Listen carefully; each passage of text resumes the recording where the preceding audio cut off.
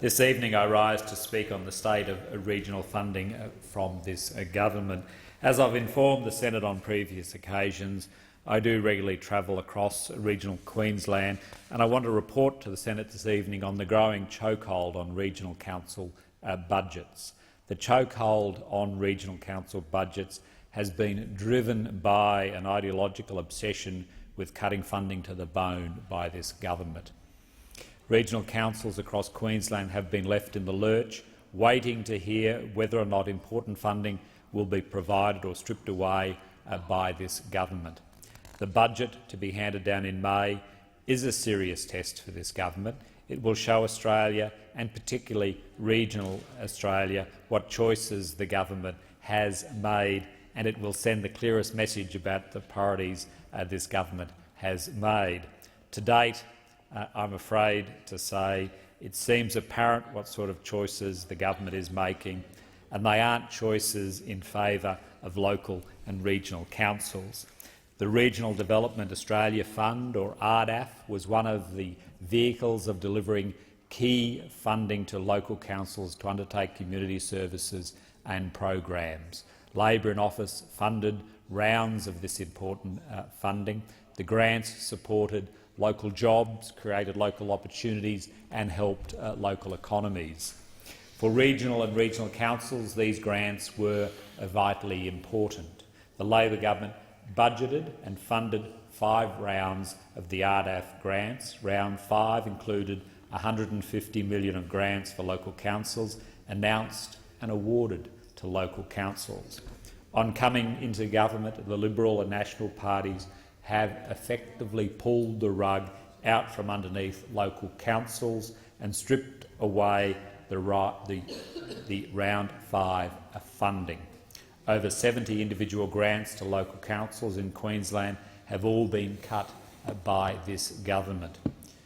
Over $1.3 million has been torn away from Western Downs Regional Council, whose Mayor, Ray Brown, I've met with in Chinchilla a couple of weeks ago.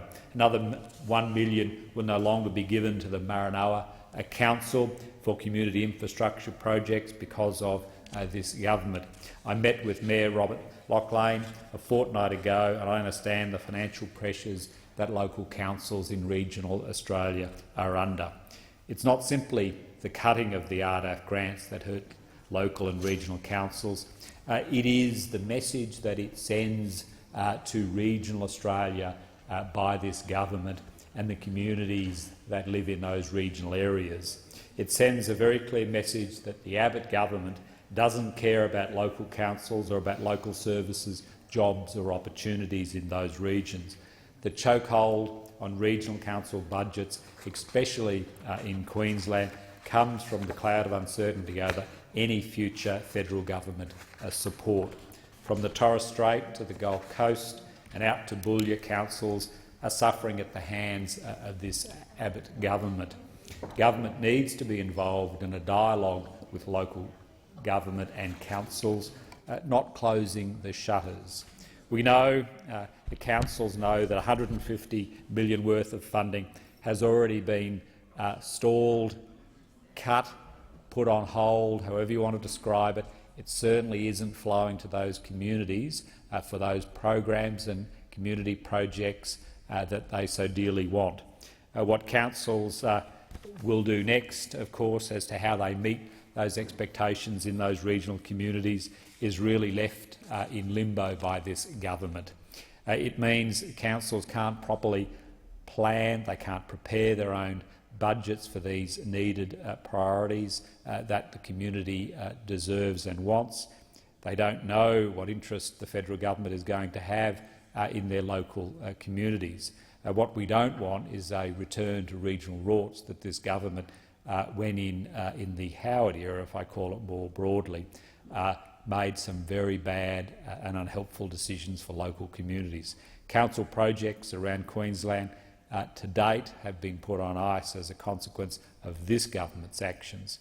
Supporting local councils is about supporting regional communities. RDAF and other financial support for local councils creates jobs, grows our regional economies, and what this government can't understand is the simple maxim that you can't cut your way to growth. RADAF has funded projects like a new mentoring facility next to the Toowoomba Flexi School to help at-risk young people to complete senior school using intensive case management. It supported disability access to the Gympie Music Muster site, a swimming pool for the Central Highlands Regional Council, upgrades to the Northern Peninsula Area Airport, refuelling services to allow a 24/7 access for private and commercial operators. It converted unused sheds into tourist hubs for the Somerset Council. Labor invested RDAF funding for Lifeline counselling services for the Mullaney Community Centre and the Magnetic Island Walkway. All of these projects had clear economic and social values and benefits, all projects that the Liberals or the National Party doormats would not have funded if they were in office at that time. This government talked the talk in opposition, but in government it has been found sorely lacking. I wish to take also the opportunity to bring to the attention of the Senate on one of the best examples of the government's lack of action, despite tough words in opposition. The Toowoomba Second Range crossing represents one of the biggest fiddles to regional Australia. Put aside your personal opinions about the merits of the project for a moment. What is, without question, is the tricky way the government has used its announcements in this area. In fact, my recollection is that Minister McFarlane announced a range crossing 3 times, and I think during his first term. We still haven't seen Mr McFarlane take it any further, but then I guess he's never won a battle in Cabinet either. Joining with the Queensland government, recently the Liberal and National Federal Government is leaving Toowoomba short-changed on this project. But let's look at the figures. In response to question on notice number 98 from the November Senate estimates, the project was confirmed to have been estimated to cost about $1.66 billion.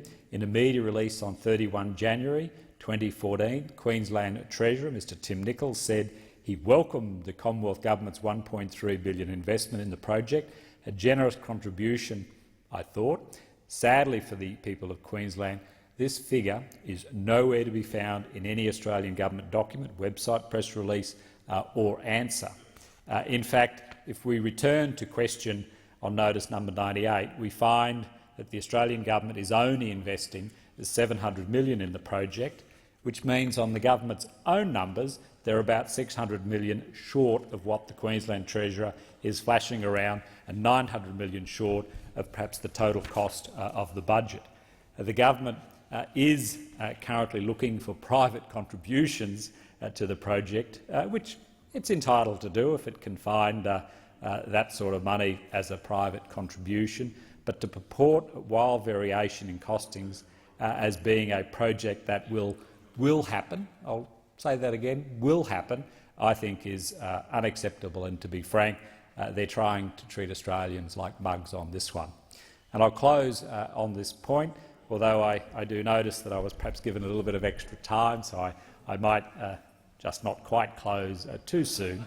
I asked the department the simple question: has the full amount of this been required for the Toowoomba Range crossing, or been allocated and or budgeted into the forward estimates to the project? The answer tabled by this government was no. It speaks volumes, really, about this government, quite frankly, Mr President. I am being looked at to finish up quite shortly. No? Then I'll keep going. Local governments arguably are the hardest level of working government, especially when compared to this particular federal government, I should add.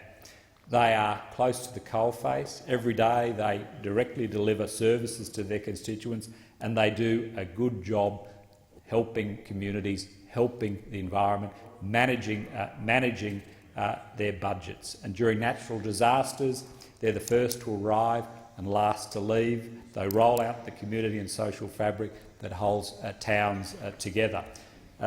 Local governments deserve our strongest support, and They don't need a tricky government. They don't need a government with cruel cuts served up by this Abbott government. When you look at the range of projects that are on hold, you've got Regional Development Australian funding round 5 for significant amounts of money. Narracoon, $198,479,000. Ballon Shire, $341,000, $134,000. In the Barcaldine region, $483,000 and $385,000. Where is this money from this government to support those community projects?